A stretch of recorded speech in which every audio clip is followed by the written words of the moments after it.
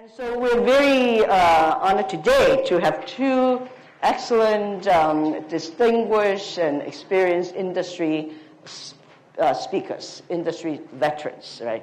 One, Mr. Xiang from Beijing. He came all the way from Beijing for us. And give us a hand.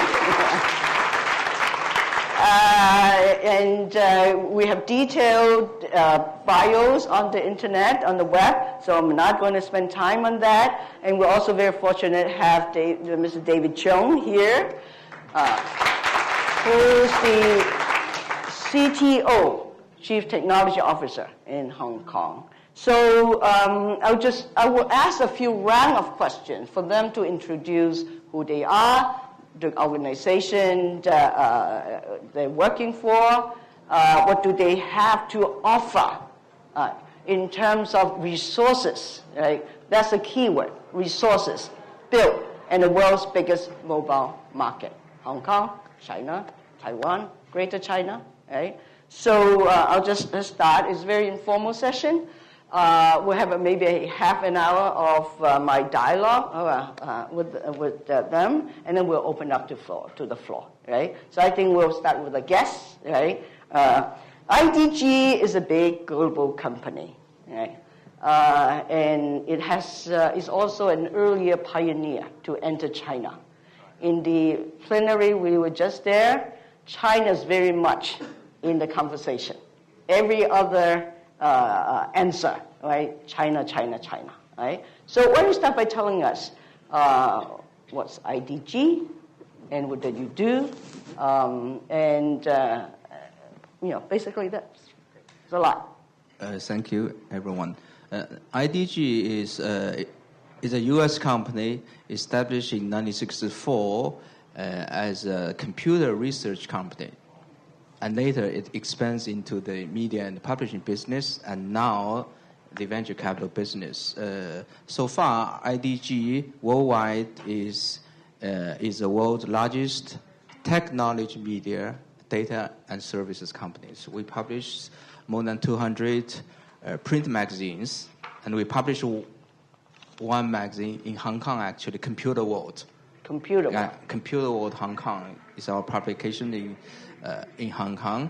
And worldwide, we still published more than 200 print magazines worldwide, and we have 460 websites, and we do business in 97 countries in the world.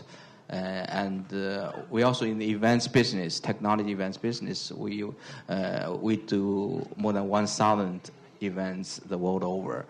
And in China, we also the largest foreign publishers in China.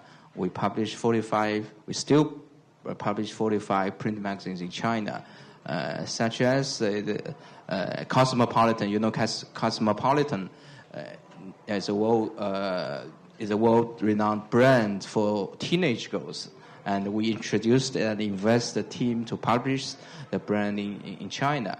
And Harper's Bazaar, it's a fashion magazine for ladies, and also National Geographic. We publish Chinese language edition of National Geographic magazine and National Geographic Travelers in Greater China areas. We publish in China and in Taiwan, so we are in the publishing business, and IDG is now also one of the world's top 10 venture capital firms worldwide, and we are the largest one in China. We entered into China 40 years ago, our publishing business, and we do venture capital business in China for 20 years. So we are the earliest one, and we are still the biggest one. Over the past 22 years, we invested 400 companies in China's mainland, including the Tencent, Baidu, the search engine company of Baidu, and Xiaomi, smartphone company Xiaomi, and Dangdang,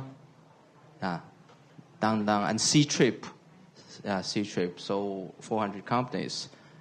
So my role in the company is I'm in the publishing business, not the venture capital business. So we have a team which is devoted to content and media business. So my role is to help these companies to move from print to digital.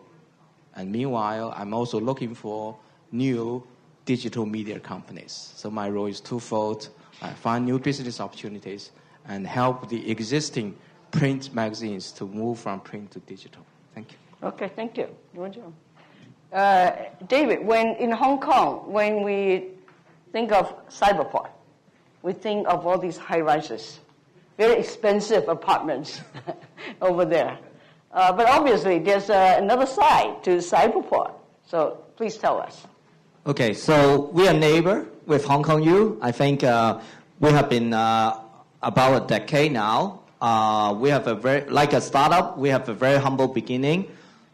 We try to establish this campus for serving the ICT community. And we take different stages. I think we are now in the so-called first stages. First, we try to build a whole campus and using the property to finance the whole project, because at that time, it was the last financial crisis, back in 1998. So we put it together, and then we built up a lot of facility to serve the ICT companies. Especially lately, we have the incubation center, which we start off in 2006. So this incubation, we are also very specialized because I think we are the first one to serve the digital entertainment industry. And over these years, of course, what is digital media? I think it's been evolving and changing quite rapidly, especially China.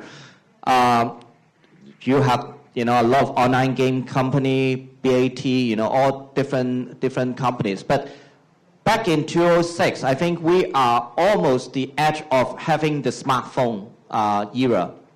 So at that time, we are very focusing on building this digital media incubation program at Cyberport, and then we grow.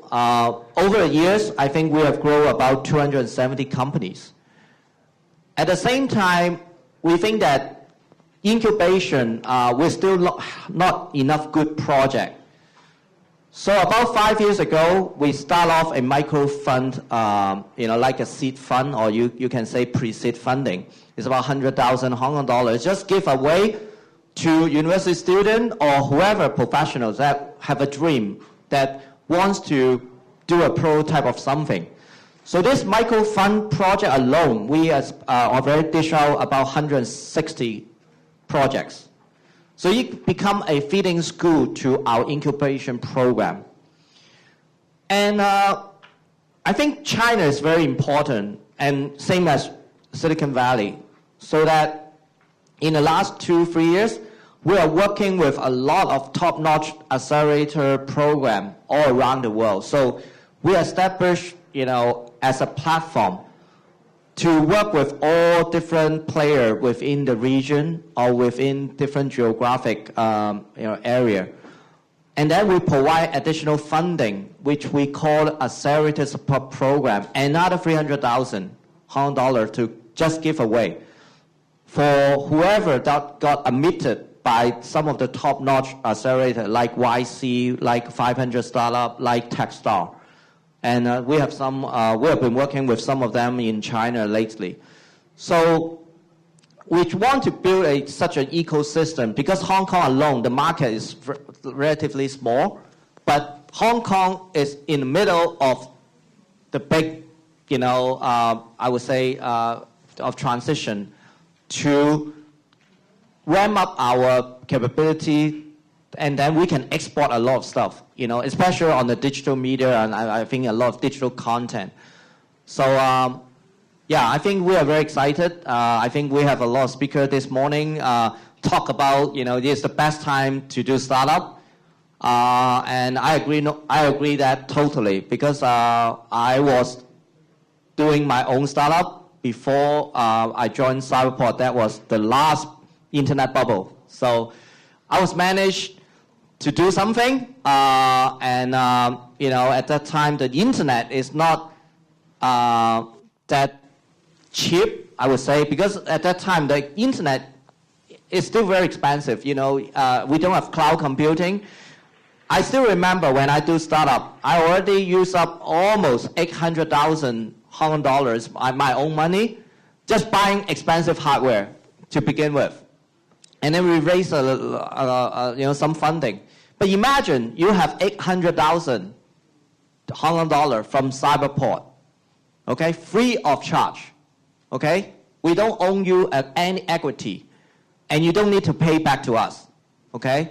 So, I urge you to leverage a lot of this, resources within, I think, Hong Kong U and as well as a lot of agency in Hong Kong. We want to help Hong Kong youngsters and a lot of entrepreneurs to really catch up this, I would say, high-speed train of doing startup.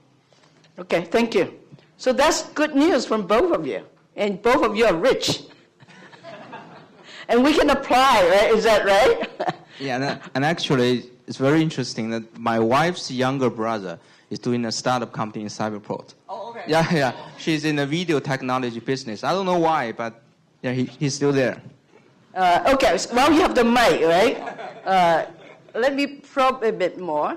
And you said it's very impressive that you still run print magazines. So print is not dead yet. No. But then you're also looking for digital products, and you're trying to help the magazines to transform into digital, right? So can you talk a bit about those? Like what kind of digital projects you're looking for? What kind of digital products will be viable? Okay. My focus is on branding. I think they want this. marketing guy, and I'm looking for the content and the news media, especially one category is unique content. So we need content. We have content. We have high quality content, but we only want to invest very, very unique content. You cannot find it elsewhere. For instance, the National Geographic magazine is a U.S. brand, 126 years old. Yeah. But that content is truly unique because they have no reporters for the magazine. They only have scientists. Scientists go into the wild to find the rare species or find cultural treasuries, and they just take pictures and they just write a paper on it. And we have super editors to make it a story. And we pay these photographers and researchers, and we pay them to do the research. So it's a media property for us, but the way of they are creating the story is very unique. Yeah, that's why we introduce the brands to Greater China. We want to invest it, even if it is in print. Yeah. Last year, in 2013, we launched the National Geographic magazine in Taiwan in print. Yeah. In only 1 year, it becomes profitable. Taiwan is a region with only 22 million population. Yeah. But it's good enough for a print magazine. Of course, we want to do digital storytelling. Yeah. But still, print is not dying. It's not dying. But the growth, the future is in digital. Yeah. So we do website, we do app for the NG brands. Yeah. So both are very, very important. Yeah. So for us, new technology always makes a market larger. For instance, China is the largest country with smartphone users. Yeah, but when you have a smartphone, actually you do more reading. You do more reading because you can make best use of the time during commuter. So in the mobile time, I think it's the best time for us to find to invest in media companies. Yeah, because we have more time to read, to access news with the smartphone. Okay. So you're looking for unique content. We'll open up for question later. So if your projects, right, is your opportunity for 1 minute pitching to the experts here. And also, in addition to unique, and also we invest in companies which can tell the story in a digital way.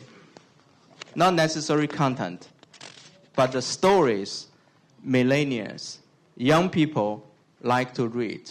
The content is still that content, but you tell it, you present it in a different way, in a way that young people like. So we still invest in that company which can tell the story in a digital way. Okay, so we have 3 things now. Unique stories, telling stories in a digital way, the methodology, and the target audience, the millennial generation. Exactly. Okay. Let me ask David. You're looking for projects too. Can you relate to this and what kind of projects you're looking for? Well, I agree to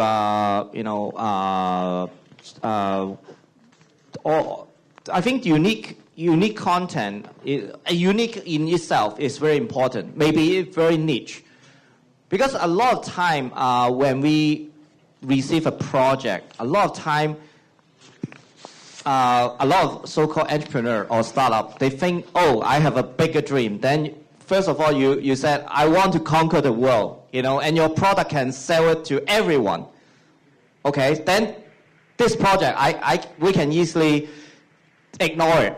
Because imagine, you have the resources of BAT or Microsoft or Google, you cannot do it, So be careful about what you try to develop. Because, we always, you go to a lot of sessions, hey, bigger dream, right? Dreamcatcher. So you must have a bigger dream. But be careful what you try to pursue, we want a bigger dream, but at the same time, you have to be pragmatic with your own resources. So that's why you need to position yourself to a niche market. And then you execute it, maybe you can build on that. And I think digital is inevitable. And to me, I think mobile first is very important, because we still receive a lot of proposal, and a lot of youngsters, in their proposal, I need to build a website. And then, first of all, when we do the interview, and a lot of time I will question them, why you still need a website? Who care about website today? Okay? So be careful. I will be more favor to a lot of project, mobile first. So I will agree digital, but mobile. At the same time, I think you want to build a bigger audience, and I think a lot of people are missing. And I think the most competition is actually in the 25 to 45 years old. But I think a lot of edge. I've been pushing a lot of youngsters or entrepreneurs to think about, people like over 65, that's me very soon. And at the same time, a lot of young kids, which is, 6 years old or below. There's a company called Baby TV. I like that story a lot. It was being acquired by, Disney, just 2 years old. Just 2 years old company and being acquired. So they target to young kids.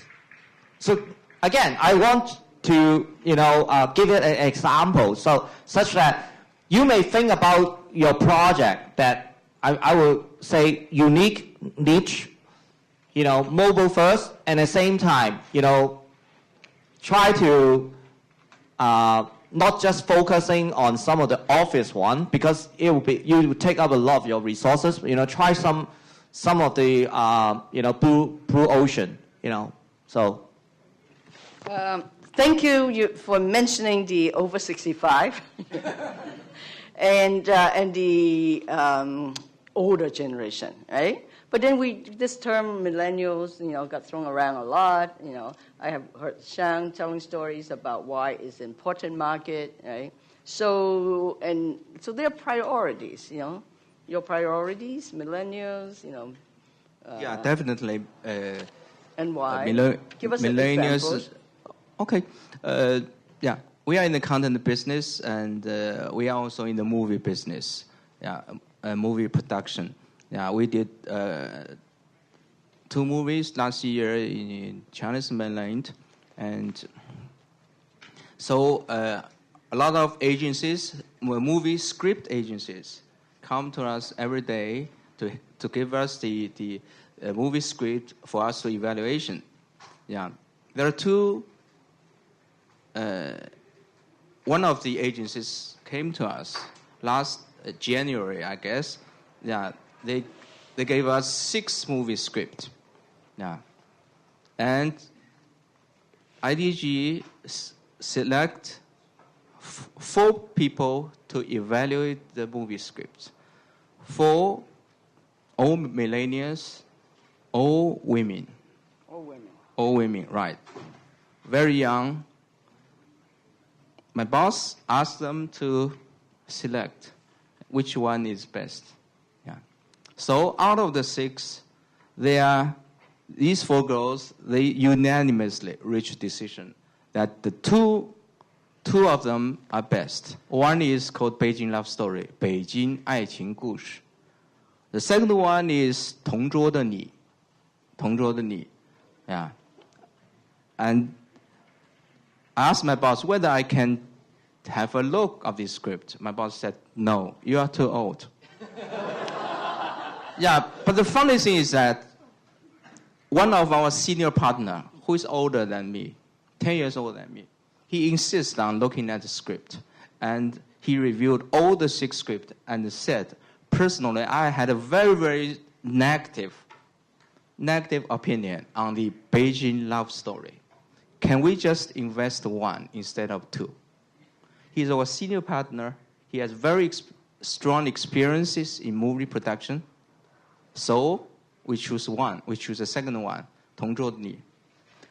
12 months later, Beijing Love Story got a box office of 507 million. You can check it on the website. 570 million yuan. 同桌的你 followed by 同桌的你. 同桌的你 still got number 1 with 470 million yuan. So what is the lesson here? The lesson is that millennials, they are smart people. They know their market. Lesson 2, old dogs like me is out. That old dog cost us 1 million yuan. Right. 100 million. 100 million yuan. Right. Lesson 3, the old dogs cannot learn new tricks. But we are still useful. We can help young dogs like you to succeed. Okay. You have any story there? Yeah, I'm learning every day. I try to keep relevant. To be honest, my job is like every time, I've been trying to find some project that I don't understand. Not some project I can easily understand, and then, yesterday I was in another, judging panel working on open data. I think 19 project, I think maybe 2 or 3 project I don't understand. And to be honest, I like that too. Because the intuition telling me that something I know, then perhaps someone is doing it. If I were, as an investor, but I'm not, so I have to play safe as an institution. So to be honest, even in our incubation project, we do miss a lot of big company. But we have some success. We have some Hong Kong U alum, also pretty successful being admitted. But to be honest, we also have missed quite a number of them that haven't gone into our program, and basically we reject those projects and went pretty well. So we cannot, to be honest, technology is changing so fast. I agree, Millennium or someone in a we have been seeing young kids like 12 years old can write something, especially on digital media stuff, because we are not asking for scientific or developing some cool technology. If you are on a media-related businesses, for example, a game, I'm sure young kids can develop games. Their peer group will like it a lot than old folks like me, who is still playing the Pac-Man. So it's, I'm sure it's a different ball game. Okay, I have one more question. Probably maybe we'll open up to the floor, and that's the issue of China. There was a lot of question in the previous plenary about going into China. You have to go into China, but it's a difficult market. And Xiang, of course, you're in the middle of it. You're leading it in many ways. And I understand David is also to have offices actually in China. So maybe you can tell us any tips, any advice for startups or entrepreneurs, businesses for going into China.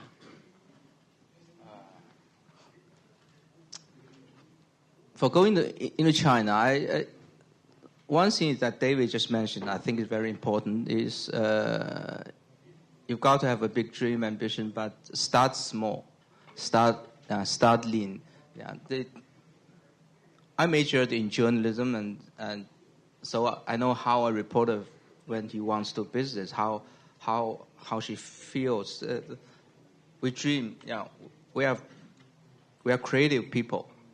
Yeah, we are creative people. We like to have big dreams. So a lot of media background people, when they do startups, they like to do very big platforms. Yeah, they have a platform mindset. It's not bad. Yeah, but it's very difficult to start to do a platform nowadays. That's one of my advice. Yeah. The other advice is the content. Yeah, since you are majored in journalism, a lot of people want to do a business which is driven by content. Yeah. So, but the content business is not very easy to make money from content directly. A lot of revenue comes from the service after the content.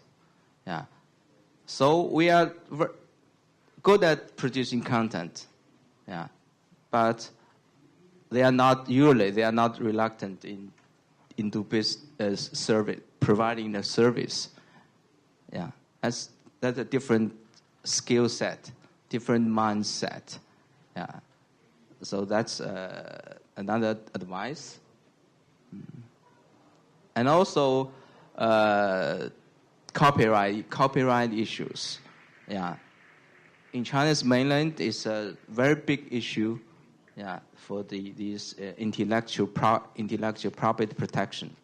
Yeah, so you have to be very, very creative. Yeah, you cannot complain. Yeah, you cannot rely on the government to help you protect your IP. So you have to solve the problem by yourself. Yeah. So you have to you have to speed up your business.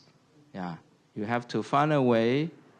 For instance, you can do more video. Yeah. video is difficult to copy, right? So you have to be very creative. You have to be very, very fast. You have to be ahead of your competitors, your copycats. So that's number 3, I think. Thank you. And you have offices, and David. Yes. You have offices. Tell us. Okay. What do you do? So a lot of people saying go into China. I think you have to be careful about this statement. Because China is a big place. You go to Beijing, go to Shanghai, or even to Guangzhou or Guangdong. It's a different culture, different history, different background. Just like you go to America. I work in America, but I was in Dallas. Working in Dallas is a wild, wild west. It's a cowboy city. It's a cowboy town. It's America. But you go to California, Silicon Valley, it's different. It's a very international. So same apply to China. So for us, Cyberport, I was the head of the strategy for basically China. My plan, because I did work in China, I learned the lesson in my previous life. So I know China is different. You need to be very careful. Hong Kong, what's our edge? So actually I proposed to our board is basically we need to be in Shanghai. Okay, why Shanghai? People are saying, oh, why Shanghai? Why not Beijing? It's an office choice. For a so-called government-owned enterprise, we should be in Beijing. But I said no. We have to be in Shanghai because we are not there for ourselves. We are there to help our own startup. So it proved to be right that we have been helping quite a number of startups to establish, to selling product to multinational in Shanghai. Okay, because the culture, the requirement of those company executives are all more or less the same as Hong Kong, the more Western style, you can say that. So it gives us a so-called leeway. So it turned out to be right. So our next so-called battle is Guangdong. So we set up our office in Guangzhou 2 years ago. And I think the same strategy, because we have already got some traction in Shanghai, and easily can bring that to Guangzhou, Guangdong. So I've been in Beijing for the last 5 months, so you know what? My next battle is Beijing, okay? So why I have to be in Beijing? Because I think Hong Kong startup, we go to a maturity level that we can compete in Beijing, okay? Not just selling product, but we can compete. We can raise money in Beijing. To be honest, we got a lump from Hong Kong U called Aftership, got invested by IDG. Never heard of before. So we have been got some traction, and we have another startup got an investment from Zhenge基金水小平, okay, 徐老师. So another complement to our own startup company. So that's why we have to go to Silicon Valley. We have to be helping our own startup to raise funding in Beijing. So our next battle is actually in Beijing. Okay, that's very encouraging. Now, I think we'll open up to the floor now. I have hands here, but I saw Gu Wei's hands first. I don't know how we're going to do it. We don't have a stand-up mic here. I'll just point people. Okay. Gu Wei. Sorry, pretend there is a microphone. Just speak louder so everybody, maybe someone will run the mic. Yeah. So I'm Wei Gu. I work for the Wall Street Journal. So question for each speaker. So for Xiang Huang, you mentioned that to make money out of content is difficult and has to come from services. Can you give some examples on the successful ones and how do they do through services? And for David, you mentioned Seeking the Blue Sea and the older people. Actually, because of how demographics work in Hong Kong and in China, these are going to be the biggest audience. But we all know that they don't have much purchasing power. They are very digital though. But how do you make products or apps that are uniquely suitable for them? Have you seen any good examples? Okay. Why don't you take that? Okay, maybe I just quickly. I think as we move into because the smartphone has been with us for about 5 years. So as we mature with aging, as we aging, I'm sure there's a lot of apps, will going to tag along. Like my parents is 70 years old, over 70, because they need to get our own photo, sharing that kind of things. So they get used to using WhatsApp, Facebook, for example, so that they can get the grandchildren photo. So this is only a beginning, I think. So because of the smartphone is so easy and a lot of wearable device is actually helping our health. So we can have an Apple Watch. I still order it but not deliver. So this all devices will be all around us, will not go away. So I think there's a lot of opportunity. I can guarantee you. So if you are doing startup, I really urge every one of you to look into this so-called silver hair age. Okay. Okay. Let me take the example of Entrepreneur magazine. Entrepreneur magazine is a U.S. magazine, and we took it to China 80 years ago. We published as a monthly magazine. So the Entrepreneur China magazine is and help these startup companies and help their companies to grow. So the readers, there are two kinds of readers. One is the people who want to do startups. The other category of readers is venture capitalists. They want to find some projects in the magazine. So the problem is that we have thousands of young people who want business who read the magazine, but the problem is that they don't pay. They have no money. They are too, right? So the print magazine depends on print ads from the brands, but if you do not have the money, who will give you the ads? Yeah, the venture capitalists they may have the spending power, right? Yeah, they can buy rich, expensive goods, but there are too small of them. We only have 1,000 venture capital people who subscribe the magazine. So who wants to run ads on a readership of only 1,000? So the magazine is quite difficult. Yeah, but it makes money. It is possible by providing services for these young entrepreneurs. Yeah, they help them do fundraising events.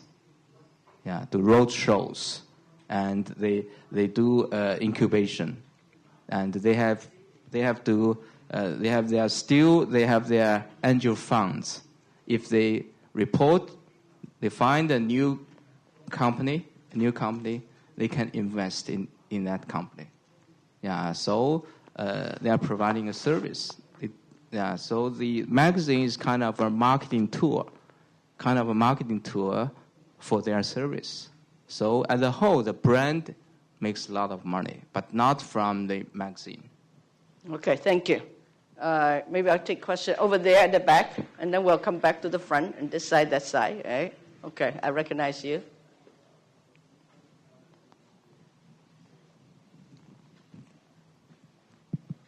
Testing. Okay, and I was just going to ask... quickly identify yourself. My name is Eric. Eric Lee. I'm from the Faculty of Science. Yes. And I was just thinking, as we are moving from 3G to 4G, I was just going to ask the panel, in your opinion, what are the most exciting business opportunities in the mobile market? I'm thinking like in terms of video on demand and some kind of like Netflix on mobile and things like that. Do you think this kind of business opportunity is going to increase a lot as we go from 3G to 4G? Thank you. Okay. Actually, I may collect two more questions and then send it to the panel. One, this gentleman here, over there. Yeah, this gentleman. Hi. Very briefly. Thank you for the 1 minute pitch you provide. If you recognize me, I'm the guy in the hall that's saying that I quit the job with my wife together. So, my company actually had mobile first storytelling engine for kids, and share it back to grandparents and parents. So it is like perfect that sitting in this room. I would like to talk to you afterwards. My dilemma is the decision maker is actually those older dogs, not very old, but the parents and grandparents who hold the devices. But the kids are the actual center of our products. So how can we convince the people who are not up to that savvy technology yet and embrace these newer ideas? So we're trying to do that, but just want to see your thoughts. Okay, we got a question. The gentleman there with the white hat, quickly. So we're on mobile, or we have a product. Hello. So thanks a lot first. It was great. Also my short pitch. So we develop entertainment brands through mobile entertainment. And so my obvious question is, how can we reach you? How can we present information our on the ideas web to you? And also, like, what would be your recommendations for the Hong Kong companies in the entertainment industry to reach into China and the network of investors that might be interested in these kind of companies in China? Thanks a lot. Okay, thank you. Okay, you want to pick up the questions? One on the possibilities now with 4G technology, how to market to parents to buy things for their kids, right? And then this very specific question, I hope you have brought your business cards, or your WeChat QR code. We'll I think it's. I can only answer one question because I'm in the content. I'm a content guy. My background is editorial. So how we work is that we have a team. I focus on the content. I have a team with a marketing and sales background, and another team member is from the technology side. Yeah. So we work together for teams. So I cannot answer your question about 4G and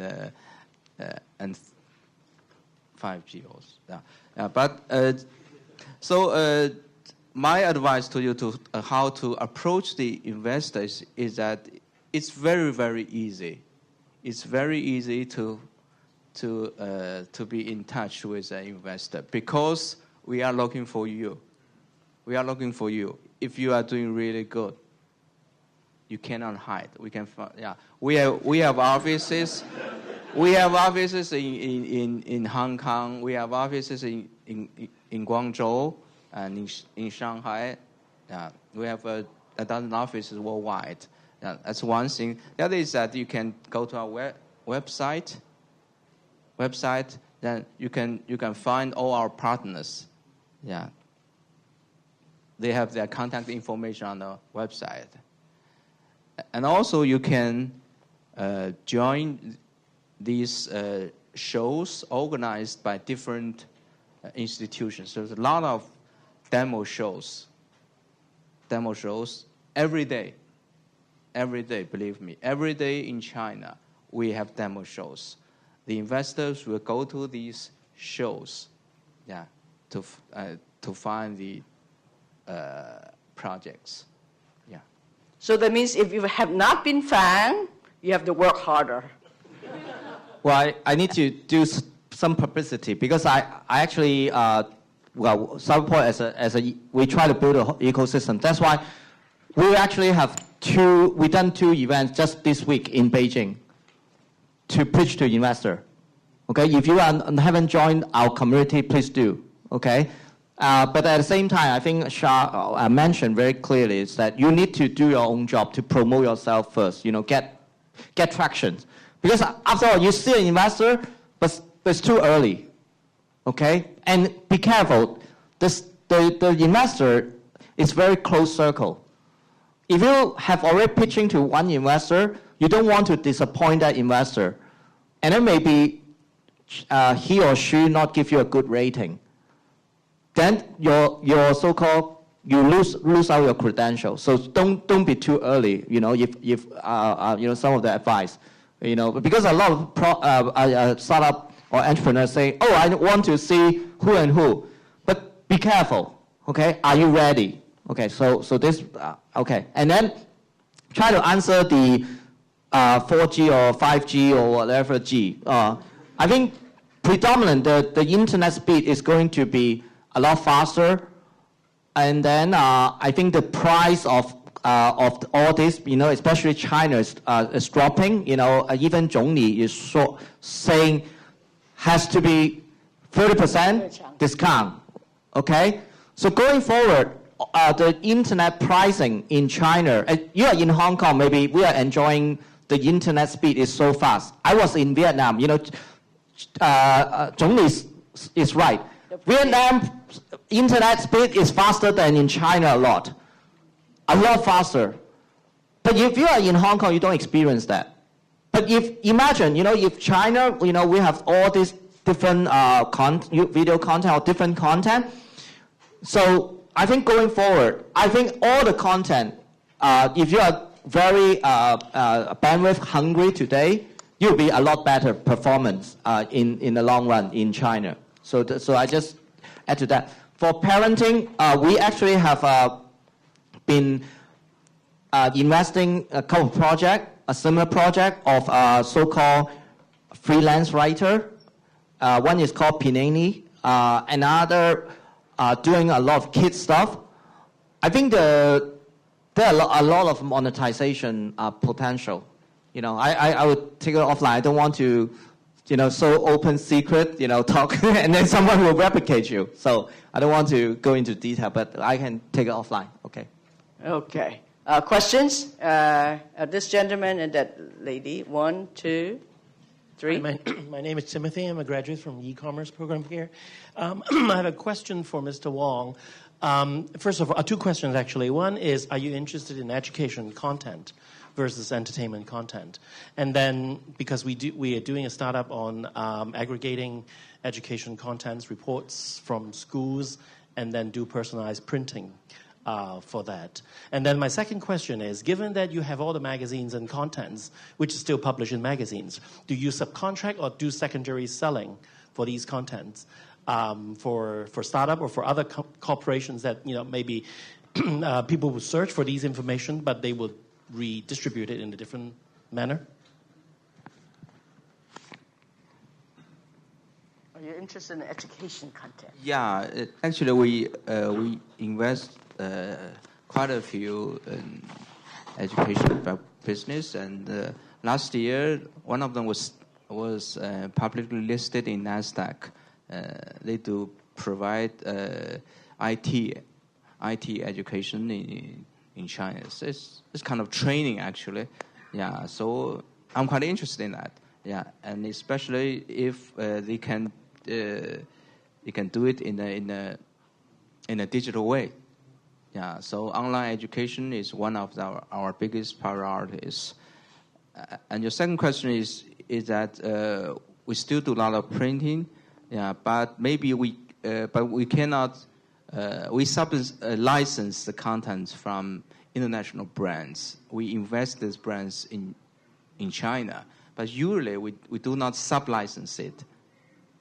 Yeah, you can. Yeah, we publish NG magazines. But if you want to use content elsewhere, yeah, you can go directly, to the NG Society. Of course, we can help you to put in touch. Thank you.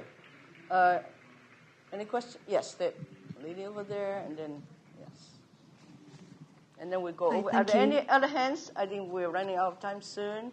1, 2, 3. Okay. Hi, I'm Elizabeth Feng from Fleischmann Hillert, a public relations agency. My question is to Mr. Huang. I have 2 questions. The first is to do with online advertising. We do a lot of online advertising for our clients globally and also regionally, but increasingly our clients are finding it frustrating that the return on investment is not as good as is promised by media and publishers. How would the IDG Communications improve its online advertising viewability? What solutions are you offering to our clients? And secondly, with the new advertising law coming into place in China, what advice would you give to companies that are advertising in China from a content perspective? What pitfalls to beware of. Okay. Yes. Yeah. Thank you. A question over there? Yes. Hi, I'm Evans. I'm a HKU alumni, and I work at digital marketing at a property company. I have one question for Mr. Huang. It's about a content farm, because in the mobile age, people tend to look at very short content, and they don't want to look at like tons of information. So there's this proliferation of content farm websites. But now it comes to the credibility of these websites, because they tend to copy a lot of content without any verification. They don't pay attention to copyright. Do you still recommend people to, what's your take on people trying to step into the market with content farm websites? And to Dr. Chung, another question is about being pragmatic. You said you have to persuade old dogs, but these old dogs don't seem to have much, no offense, but they don't seem to have much knowledge on technology and all these uprising technologies. So how do you strike a balance between having this really big rocket science type of idea and meeting their expectation of not having any technological knowledge as well? Thanks. Okay, one more question and we'll come back to the panel. So marketing, semi-marketing. Thank you so much. I'm Stanley from the Faculty of Economic and Finance. And my questions to two guests both. According to the white book published by Chinese Academy of Social Science, Hong Kong somewhat lags behind its counterpart like Shenzhen and Beijing in terms of creative industry and startups. And some people argue that Hong Kong in the long term may lose the potential to sustain its growth in the long run. So I would like to know what is ODOC's Hong Kong, as you mentioned, can really sustain its future as the first-tier cities like first-tier city and a pioneer in terms of city competitiveness. Thank you. Okay. CT? City competitive. Okay, all right. So we have a marketing question, content farm question, and then we come back to the big picture question. Can Hong Kong compete, right? Well, I think David is a better guy to answer your question. You want to take on the marketing question? Monetization of digital content? Okay.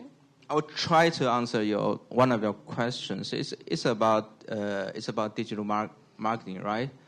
You said how IDG can help improve viewability of. I think it's.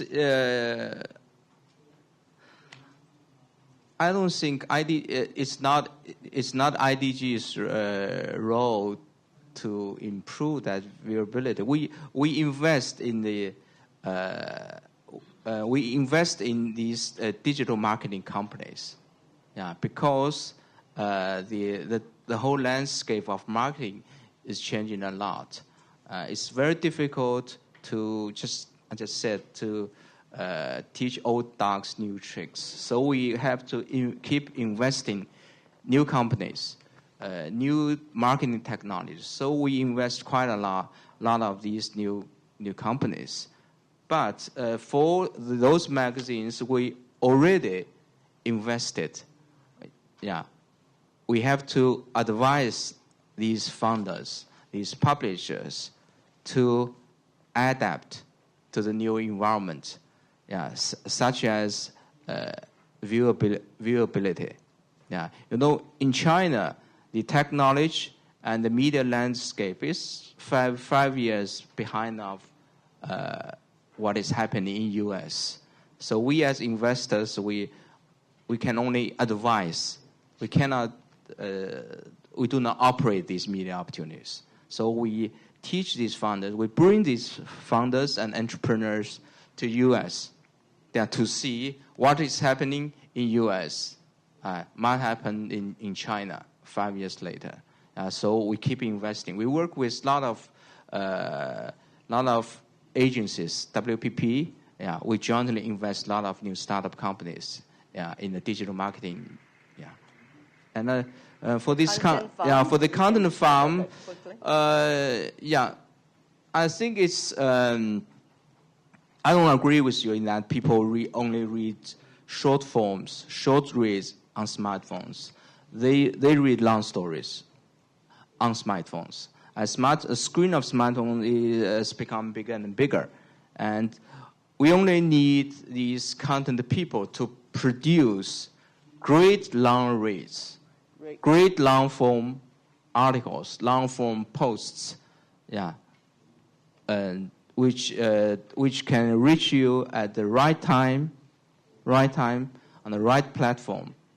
So we don't invest in this content from these companies because we don't think it's not in the media business. It's more like a technology company. It's more like a technology company.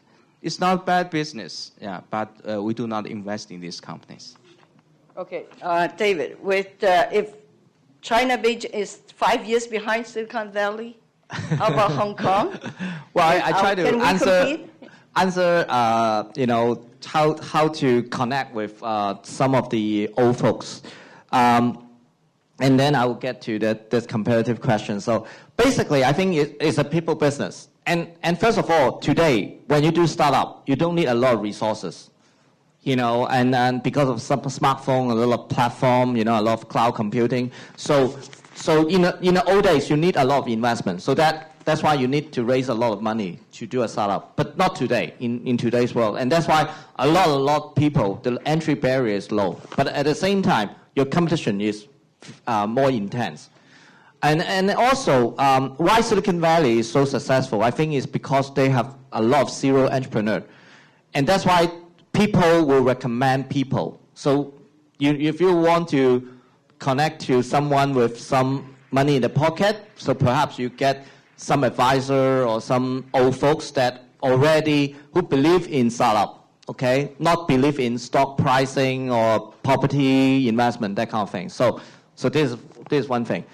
The competitiveness, I think, I don't want to say that, but I think is a wake-up call. Say it. Yeah, but don't be kind. Yeah, well, I'm a Hong Kong boy. Okay, I've been studying, working in different cities, even in China. And I was reading the new Shuji from Shenzhen, Ma Shuji. Okay, if you read his article in WeChat, he's just 2 days ago he sent out a text, saying, Shenzhen is number one, surpassing, Hong Kong. And then think about flooding. Okay, think about a lot of infrastructure. Think about talent. Okay, so he is actually he say, I'm so proud Shenzhen is number one. But at the same time, he said, government official, you better be careful about a couple of things. Talent.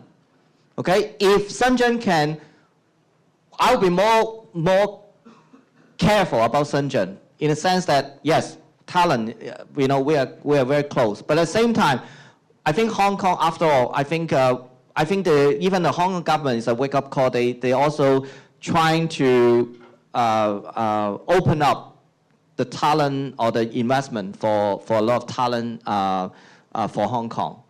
So if you are doing startup, if you haven't got talent from local and you are easily to import someone to do it, that's a difficult.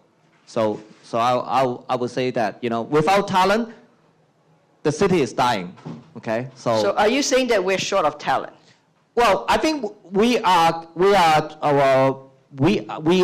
actually attracting more and more talent than before. Because the brain drain, as you understand, the 97, we know a lot of people left Hong Kong. And then after 2009, we see a lot of banker, a lot of people who's not doing well in Europe, or even French population. We are one of the largest French population, besides France. Okay, so you go to walking in Soho, then people are speaking French. So Hong Kong is, after all, we are actually importing a lot of talent. So that's really helping Hong Kong. Because Hong Kong, after all, is an immigration city in the old days, 70s. That's why Hong Kong is so successful. So, but that means the locals are competing with a lot of international talents. And that's the wake-up call you're talking about? No, I think that what we classify so-called local, I think we have to be also learning, we need to mix, okay? Not really to marry someone with, with different nationality. But I'm sure you need to talk to people to blend in this global village, okay? Hong Kong alone, we cannot, survive, just we say, oh, we close the border. Okay? Even Vietnam is open up. Okay, come on. We cannot close our border and say, oh, no one to come and just we. We don't have natural resources. That's all, right? So, okay. So we have to be blending into the international city. That's my, I would say, wake-up call. Wake-up call. Thank you very much. Thank you very much. I was told that we're running out of time. It's been a great session. Thank you for two gentlemen and for all your great questions. I think we are reassured as a journalism and media professor. I'm reassured that content is important. Long form is important. Content, but it's not enough. We need to build a community that you sell services, right? China is important. And on the question of dogs, old and young, we need young dogs, but old dogs are still relevant because they have money. They still hold the funds. I invite you to the second session on the media entrepreneurship, and that's the young dogs taking over. So go to that panel in the afternoon, number one. Number two, if you really want to show off, right? If you want to be found, go by the media studio down in the hall and get yourself interviewed. My staff and my good students are there to do a 3 to 4 minute interview with you. Do your pitch and just do it. It's free service, and we'll give it back. Give the video to you, put it into your Dropbox, right? And if it's good enough, we'll push it out internationally, okay? Free service for all you are here.